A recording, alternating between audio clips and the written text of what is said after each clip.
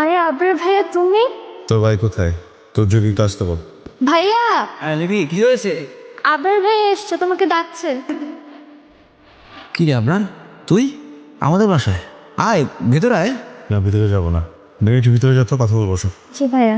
দেখ আবরার, আমি স্যারকে মানে খালুকে জানিয়েছি, কারণ আমি আমার জায়গা থেকে, দায়িত্বের জায়গা থেকে সৎ থাকতে চাই।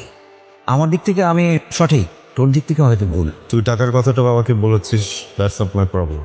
আমি যদি একটা কথা বলেছিলাম তোকে স্যাক করবো, এগুলো কেন বলেছিস? কি বলছিস এগুলো? আমি এগুলো খালুকে বলতে যাবো কেন? আমার মনে হয় কি, খালু তো প্রত্যেকদিন সিসিটিভি ক্যামেরার ফুটেজগুলো চেক করে। খালু হয়তো ভিডিও দেখে আমাদের কথোপকথনগুলো শুনে ফেলেছে। আমি নিজে খালুকে কিছুই বলিনি। আমি ভেবেছিলাম তুই অথবা বুঝে বলছিস। আরে কি বলছিস তুই এগুলা? আমি তোর কাজে, আমি এমন কিছু কখনোই বলবো না যাতে করে তোর আর খালুর মাঝখানে কোনো দ্বন্দ্ব তৈরি হয়। তুই সরি, বাবাকে বলিস সরি বলেছিস। আচ্ছা ঠিক আছে, আমি খালুকে বলে দেবো। এরা আমি তুর্যকে সরি বলেছি। সরি বলার সময় ভিতরে একটু জ্বলন কাজ করছিল, কিন্তু বলে ফেললাম। আবরার, মানুষ সরি বলে ছোট হয় না। একটা মানুষ কখন বড় হয় জানো? তখন যখন মানুষটা সরি বলতে শেখে। এরা তুমি কোনো কিছু বললে আমি খুব সহজে বুঝে যাই, কেন বলো তো? আমি কোনো কিছু বললে তুমি কেন বুঝে যাও? ধন্যবাদ। আচ্ছা, আমাদের বাসার সবাই নামাজ আদায় করে, তোমাদের বাসার তুমি ছাড়া সবাই নামাজ আদায় করে। ছোট্ট একটা ছেলে ফায়াজ, সেও নামাজ আদায় করে। তুমি নামাজ আদায় করো না কেন?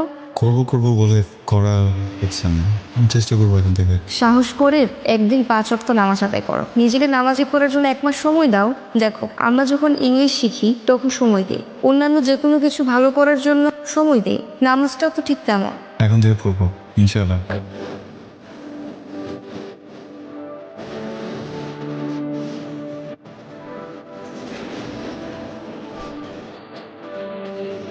আচ্ছা, আমি আবরারকে দেখলাম এশার নামাজ আদায় করছে। কি বলো, আমাদের আপনার? এটা তো খুবই ভালো সংবাদ। তুমি একটু জিজ্ঞাসা করে দেখে তো, ওর আবার কোনো সমস্যা টমস্যা হয়েছে কিনা। তুমি এসব নিয়ে চিন্তা করো না, আমি ওকে জিজ্ঞেস করবো।